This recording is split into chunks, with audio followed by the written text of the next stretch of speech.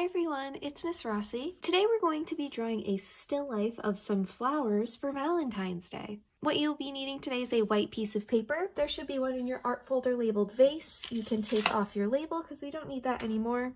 You're going to need a pencil, an eraser, and that is it. If you do not have this paper in your art folder, you can use any other piece of white paper and that will work. Today we are going to be drawing a still life. A still life is an arrangement of objects that aren't moving or are still, and we are going to draw some flowers in a vase as our still life today. Valentine's Day is coming up and the gift of flowers is always something really special and nice. We're going to draw a flower pot with some tulips in it. Tulips are my mom's favorite flower, so I like to make this kind of picture around Valentine's Day as a gift, and you can always give it to any family member, friend, or even just keep it for yourself.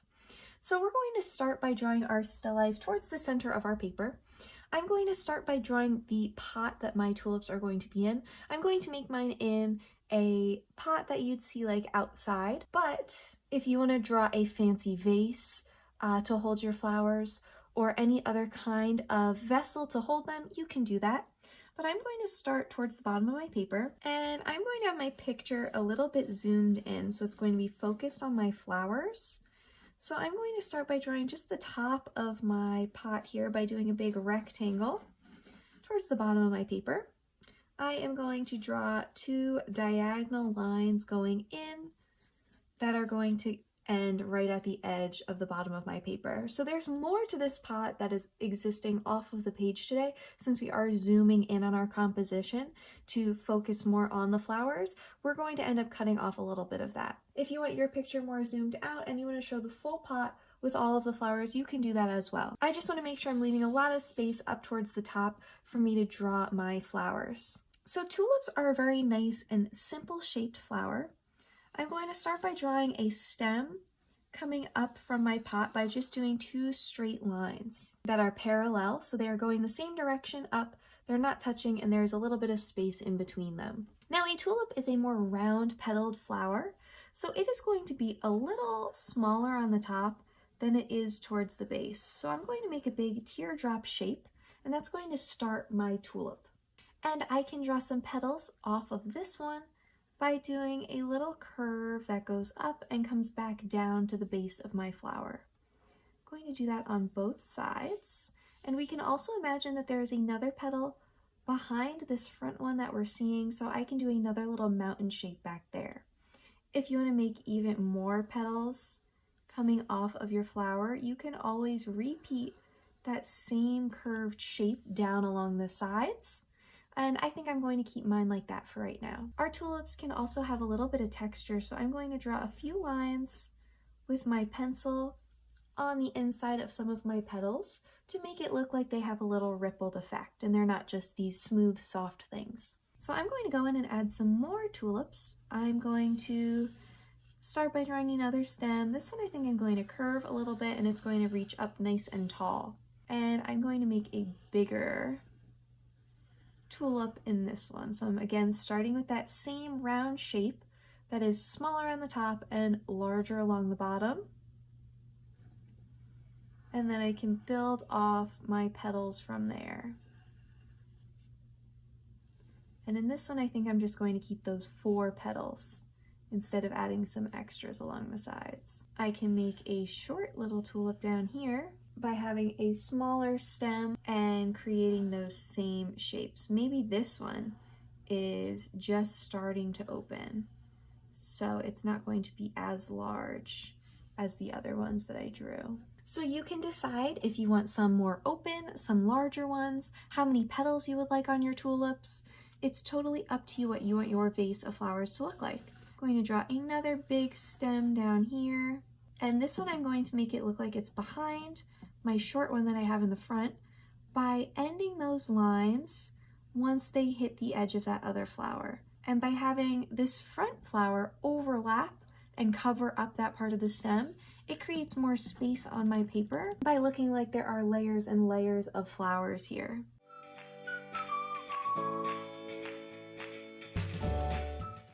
And you can change up the shape and design of your tulip as you're going. I'm going to do a really curvy one down on this side, and this one isn't going to be open just yet. So it is just going to have that one center petal and some very small edge pieces there to show that that one's still closed and it hasn't opened up yet. We want some nice variety in our tulips, so we want to create ones that look all different because no flower is going to look the same. And now this one I'm going to put behind this other one, so I am ending off this shape once it hits this other flower that is in front of it. And then I think I'll be able to fit one more up here. And with this one, I'm going to make the shape a little bit different. Instead of having that one big centerpiece, I'm going to start by just drawing a big U shape. And I am going to bring one corner down across the front. The other one is going to cross up like that. So now there's an overlap and it looks a little bit different than the other ones I drew. And I can bounce in to add some of those other petal shapes like before. I think I'm going to add another one of those right down here in the center because I like the way that that shaped petal looks. I like how those petal shapes turned out.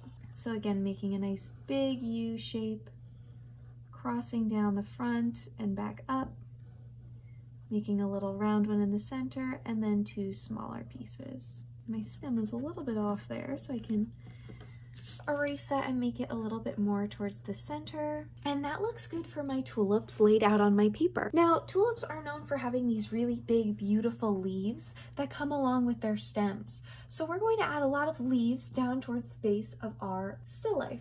So I'm going to start on this side where I started drawing my first tulip, and I'm just going to draw some big leaf shapes. Now our leaves are going to be an ellipse shape, which means they are pointy on both ends but round in the center. It's kind of like a big pointy oval, almost like a football shape.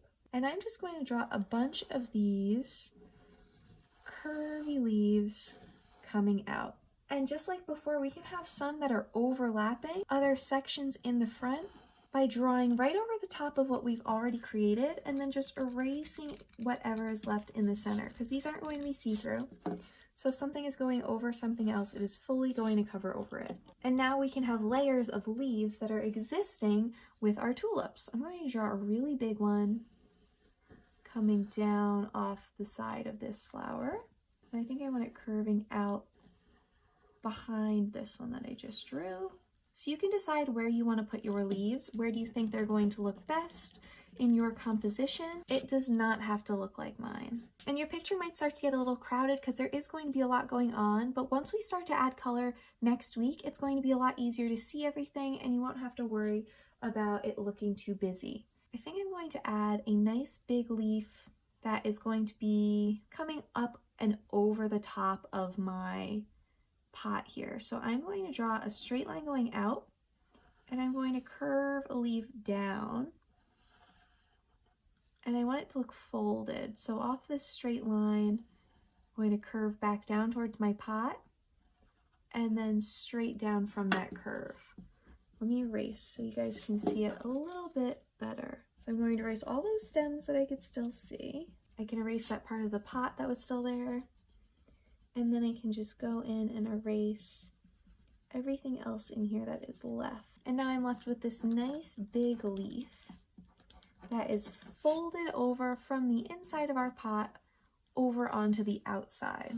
So I'm going to carry that curvy line up and then I can draw the inside of that leaf coming down. And now we have a nice big folded leaf tucking over the front of our vase. I'm just going to go in and add some more leaves all over my paper until I am happy with how they look. You can decide how many leaves you would like on your picture. You can add more or less than what I have. It's totally up to you. I like a nice full looking vase full of all different leaves. Don't be afraid to layer your leaves on top of each other, on top of your stems, have them overlapping and weaving in and out of each other. There's no right or wrong way to add leaves.